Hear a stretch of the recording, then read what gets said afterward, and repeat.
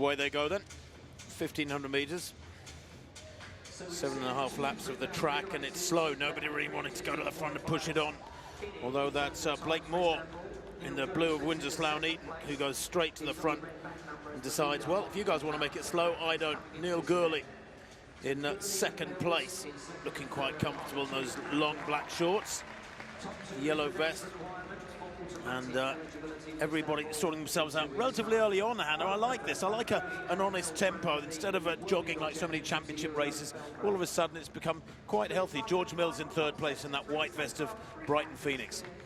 And in terms of George Mills and Neil Gourley are some 10 seconds faster than the other athletes in this field. And I think sometimes when you've got such a margin, a ceiling ahead of the rest of the athletes, they all look to you to make the race quality. And of course, Neil Gourley and George Mills, they've got no interest in doing that. They're just racing each other. They're watching, trying to get their British title.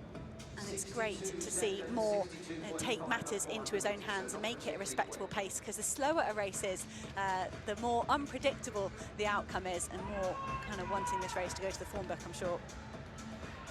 So Moore leads through then with 5 laps to run. That's a kilometre to go. Nobody else keen to take over the lead from him. Gourley in second place, well positioned at the moment. Mills, of course, has a big kick on him as well. That's the big pairing. Can anybody else get in amongst them? It'll be very interesting to see. Back in 6th place is Tyler Billiard, Southern 1,500 metres champion from last year. But now Mills moving up down the outside with 4 laps to run, hits the front. Gourley in his slipstream. It's probably perfect for Gourley because he's got a target now, and if Mills here begins to wind it up, Gourley has the speed and the strength to go with it. Gourley actually ran a 3:49 mile, didn't he? What, 10 days ago? Yeah, what was he? Second fastest Brit ever, behind Josh Kerr and Neil Gourley and George Mills, right up there in those European rankings. Jakob Ingebrigtsen catapulting himself to the top. If these two men can make it through to those European Championships in 11 days' time, they're going to face the likes of Ingebrigtsen, Katir, Mario Garcia, Azzedine Habs. But today, it's George Mills versus Neil Gourley, two of the best men in Europe over the indoor 1,500 metres from the same nation. It's going to be a fascinating 500 metres.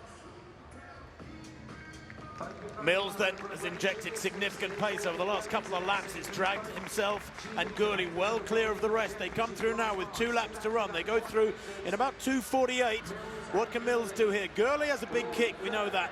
We know he's strong too. What has Mills got up his sleeve to cope with this?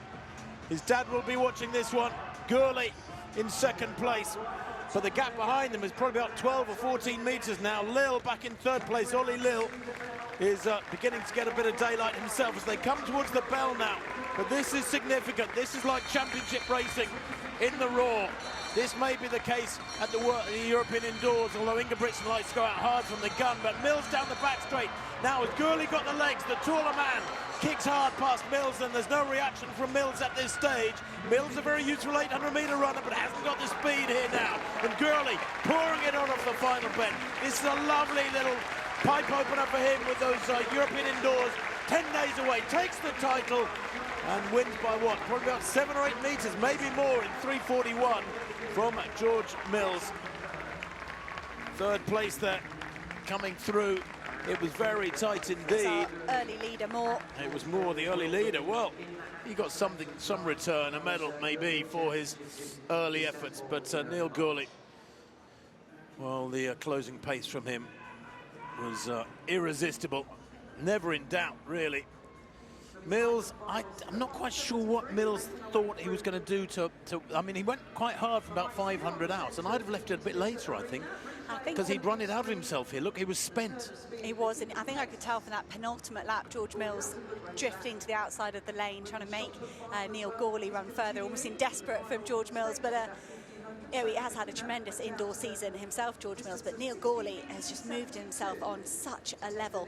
If anyone watched that race at New Balance, the New Balance Grand Prix, when he ended up beating Sam Tanner by 100th, the Kiwi athlete, it was in the last 40 metres. He got himself in horrible trouble in that last lap, all out of position, and that turn of pace he had then, I think perhaps George Mills just knew there was nothing he could do about that, so he had to try and run it out of the Scotsman. But Neil Gourley honouring that red bib.